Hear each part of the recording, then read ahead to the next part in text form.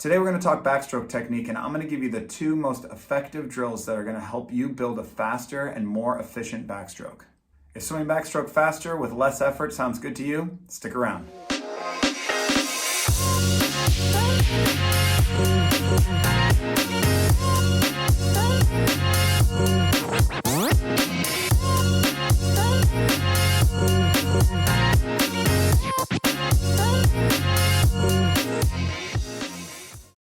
What's up guys, I'm CoachMattZ. I'm the head coach of Davis Aquatic Masters out in California, and I also make YouTube videos for people looking to learn more and elevate their swimming. Today we're going to work on backstroke, so let's start with the technique and then we'll move into the drills that can help build that ideal technique. When I think about technique, the first thing I like to think about is body position. So with backstroke, we're going to have a similar body position to freestyle. We're just going to be flipped over on our back. So starting with the head position, we want it in line with the rest of your body. Okay, we don't want that forehead to be up. We don't want the chin to be up. We want it to be pretty straight. So the highest point on your face is your nose.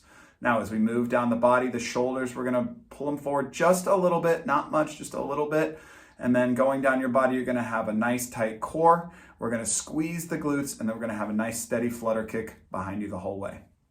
In backstroke, we have a rotation similar to freestyle. We're gonna be rotating side to side, and we want that rotation to be coming from your hips. You don't want your shoulders working independently from your hips. So everything kind of works together. The only thing that's gonna stay still is your head.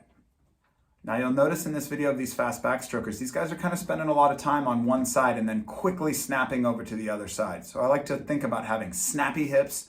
When you're swimming backstroke, you kind of are on one side and then quickly snap over to the other side and then quickly snap back. We're not actually spending a lot of time actively rotating, kind of on one side and then snapping back to the other. While you're snapping your hips from side to side, make sure that you keep that core tight, you keep everything in line. We don't want the shoulders getting out of whack with your hips.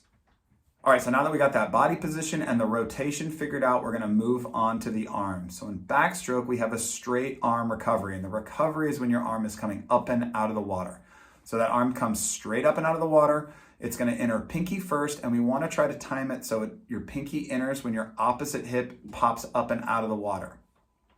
Once that hand enters the water, we're gonna try to bend your elbow, point your fingertips to the side, and then you're gonna pull through to your hips in kind of a flattened S curve, okay? We wanna keep a pretty consistent depth as you pull through, and then when the hand exits, we wanna snap the hip over again so your hand is exiting when your opposite hip is at its lowest point.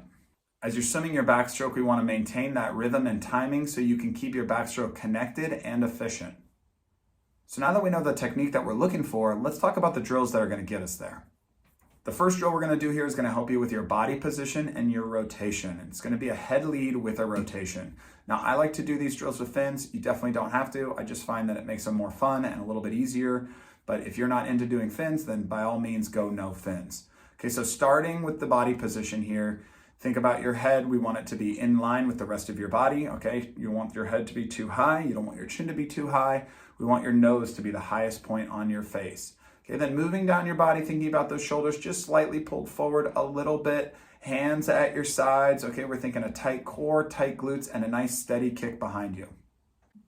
As I'm doing this drill, I'm trying to hold onto that body position and head position, but also really snap my hips over from side to side as fast as I can. Okay, I want to hang on one side for a few seconds and then quickly snap over to the other side. This drill will help you get an idea of what the body position and that rotation should feel like, and it'll also help you get those hips moving fast. So now that we've got our body position and our rotation figured out, we're gonna move on to the next drill. And our next drill is just gonna be a single arm backstroke. And this drill isn't about building up strength in one arm or the other, it's all about the connection of the arms and the hips. Remembering what we did with that last drill, we're now gonna add in just one arm, and we're really gonna focus on the timing of the entry and the exit of that arm and how it coincides with your hip rotation. Keeping your hip snappy, we're gonna try to time it so your hand enters when your opposite hip pops out of the water. As we pull through the water, we wanna make sure we fully rotate to the other side so your hand exits when your opposite hip is at its lowest point. Underwater, we want to make sure that we're bending the elbow and pointing the fingertips to the side of the pool as soon as possible. Get your hands a few inches deep and keep that depth pretty consistent as you pull through to your hips. From here, you can just move into some regular backstroke, kind of building up some speed as you go. But remember, don't sacrifice technique for speed. If you speed up and your technique suffers, it's a waste of energy. Always remember to keep your head back, keep your core tight, keep those hips snappy.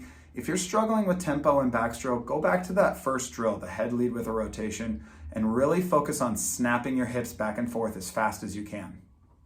If you're struggling with efficiency in backstroke, go back to that second drill, the single arm backstroke, and try to get the timing down so your hand enters when your opposite hip pops out of the water. There you have it, guys, my keys to backstroke and the 2 drills that are going to get you there.